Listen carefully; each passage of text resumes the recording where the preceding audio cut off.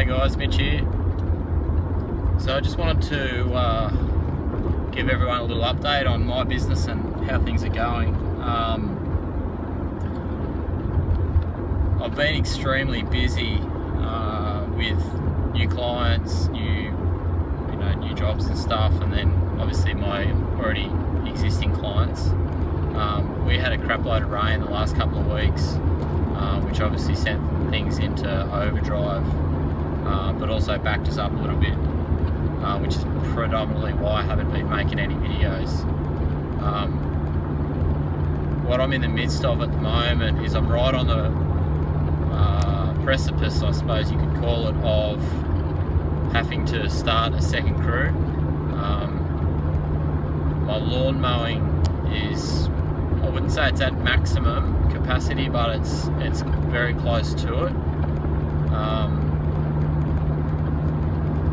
I'm probably, I reckon, 20 between 10 and 20 lawnmowers a week away from being at capacity, as far as like two people can do, I reckon.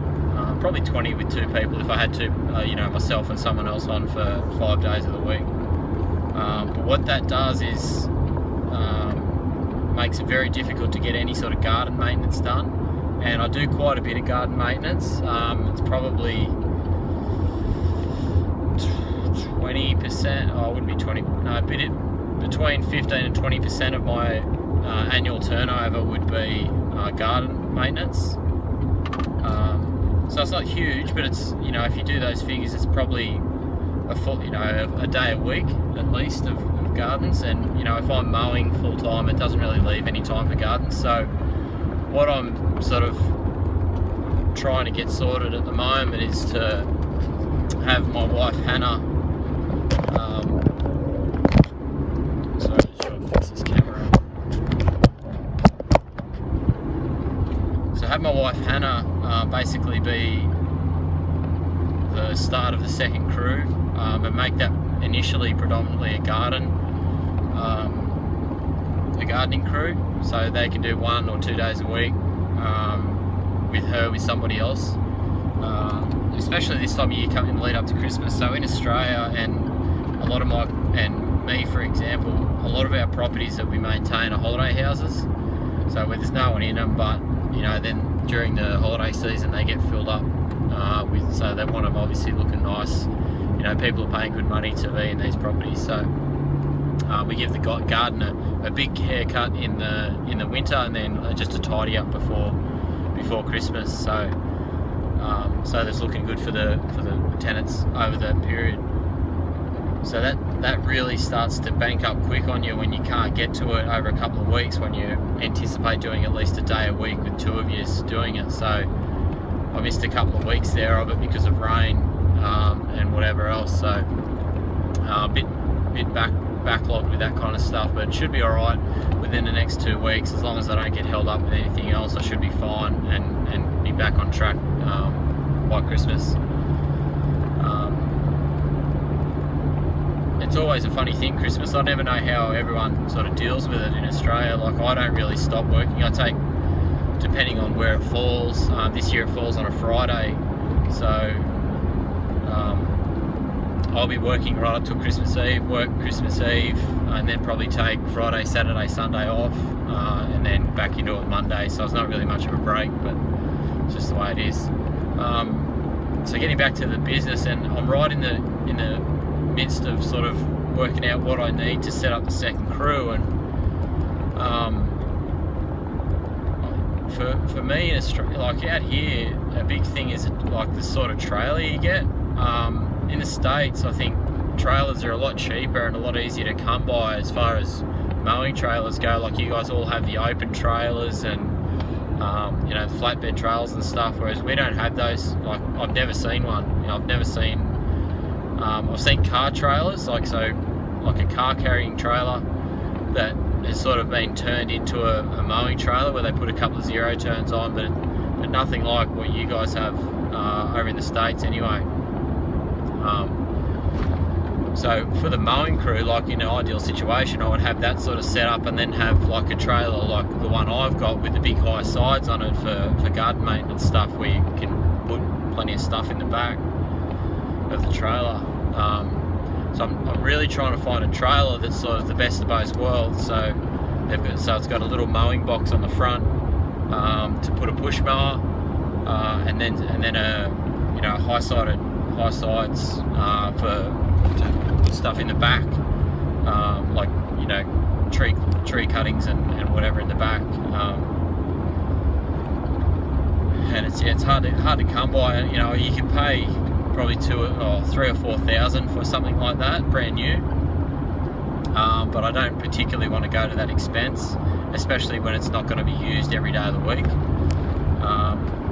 It's probably only 1 day a week at the moment, and give it a couple of months, into early next year, it'll probably be 2 days a week, I hope. So,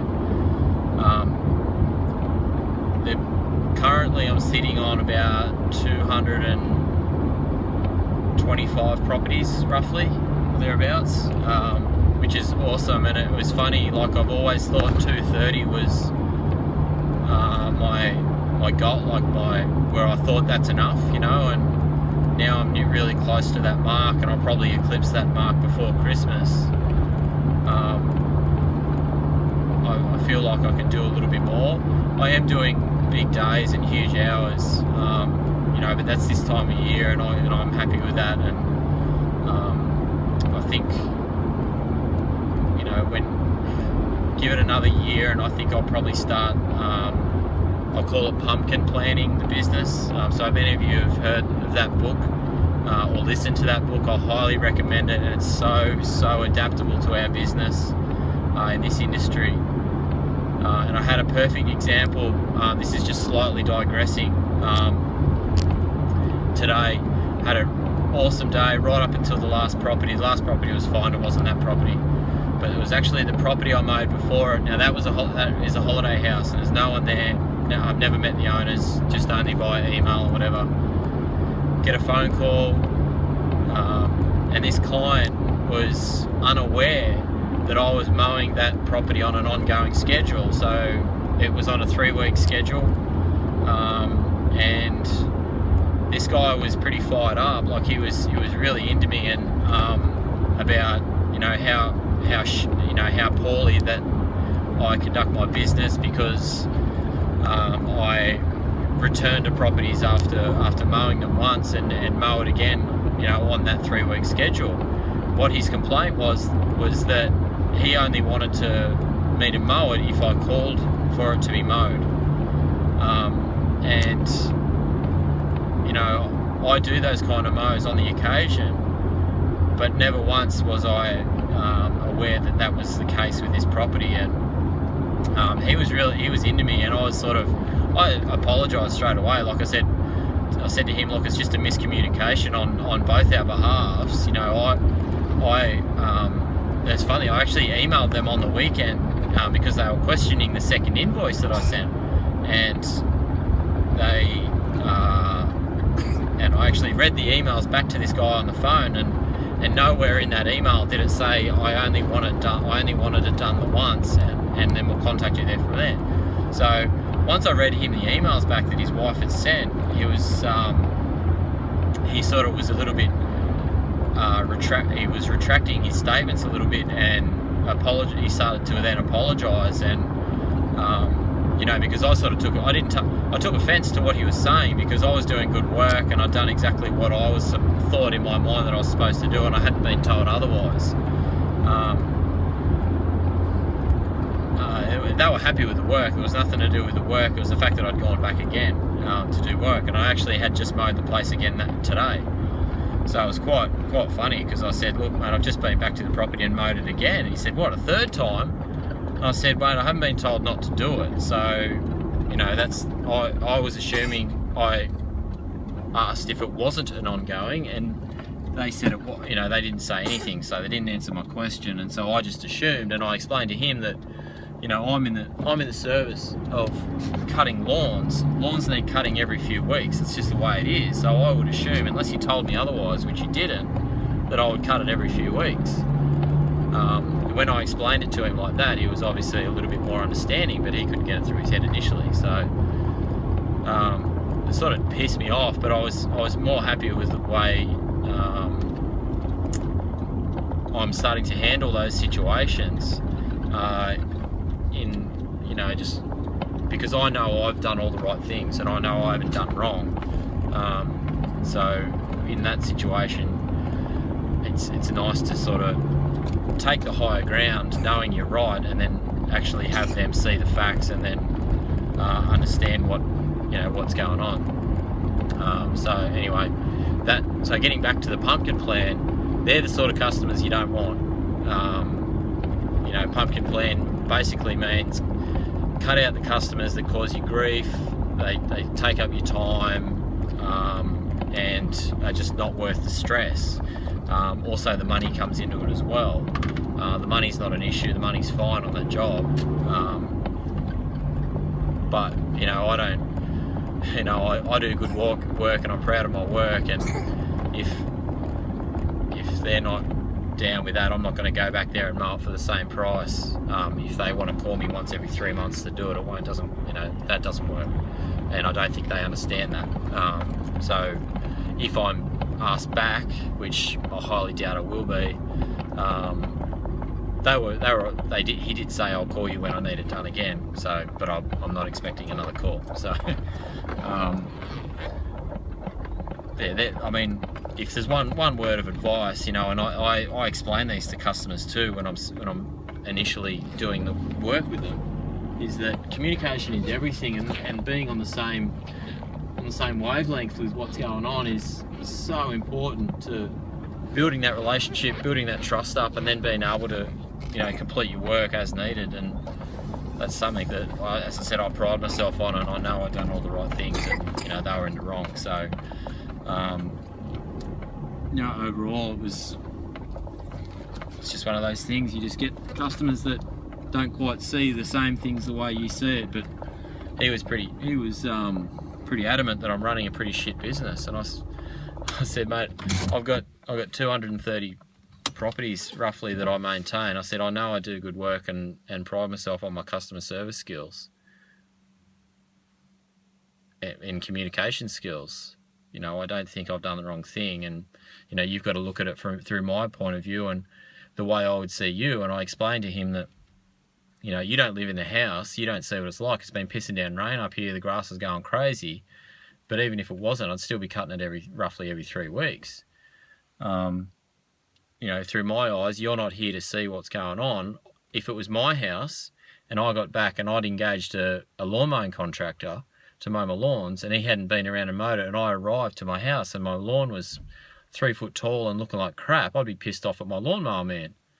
So and I explained that to him, and like I said, and that was one of the things I said. He sort of could understand it then, and understand what I was doing and where I was coming from. And so the conversation ended okay. But it's funny how some people think about things and the way they conduct themselves, and they get all angry and fired up and over fucking mowing a lawn. Like,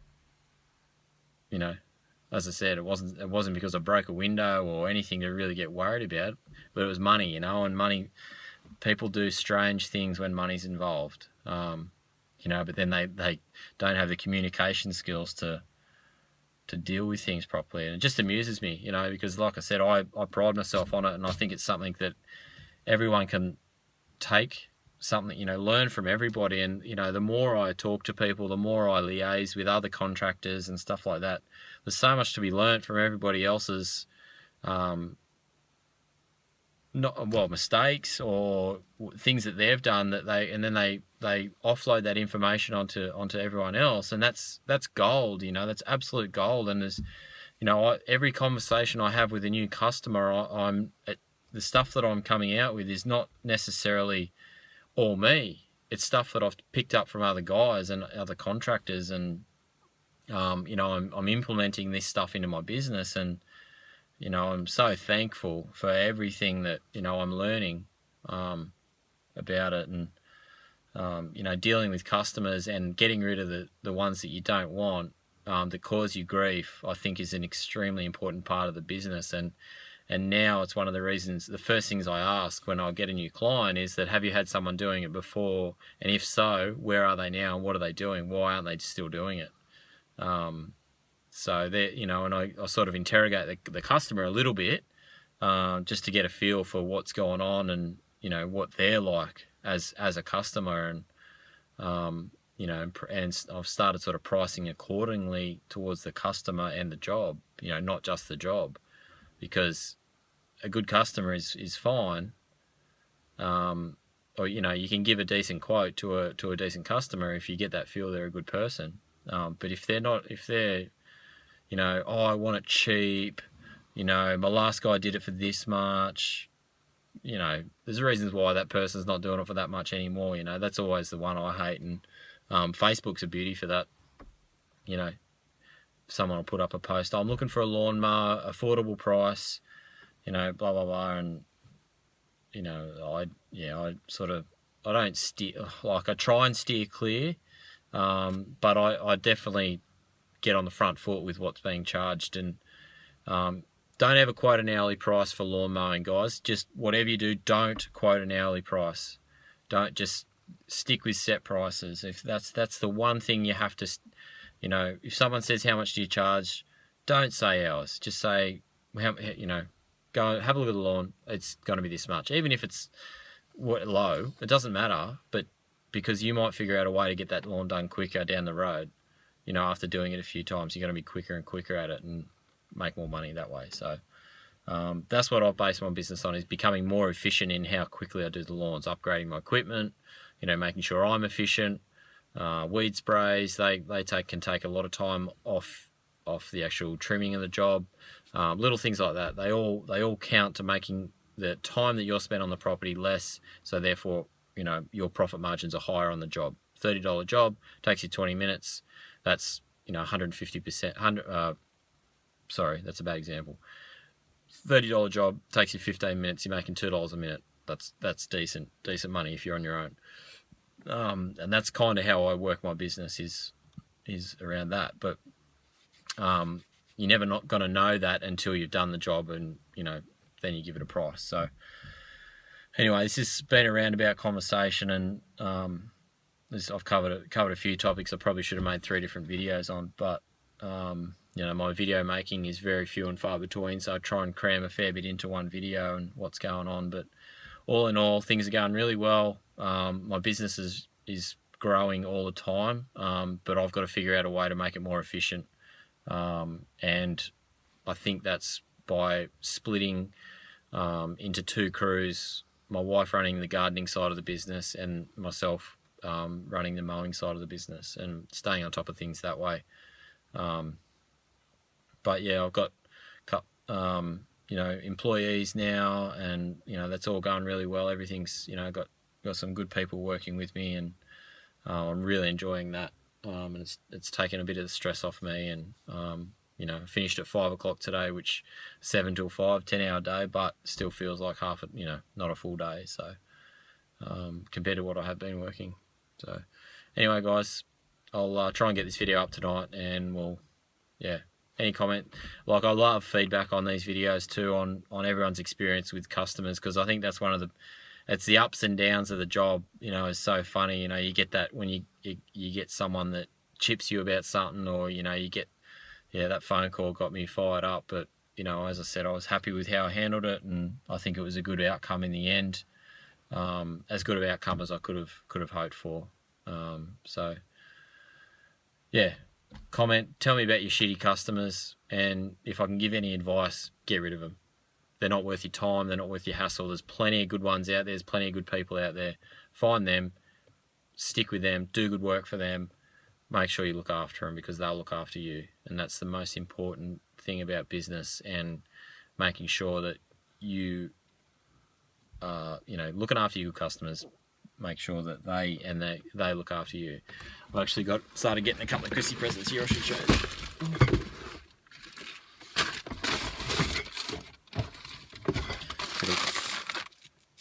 Don't know what that is there, but someone will drink it. What else we got here? few beers, beautiful. Drink those, yummo. What else have we got? We've got something else here.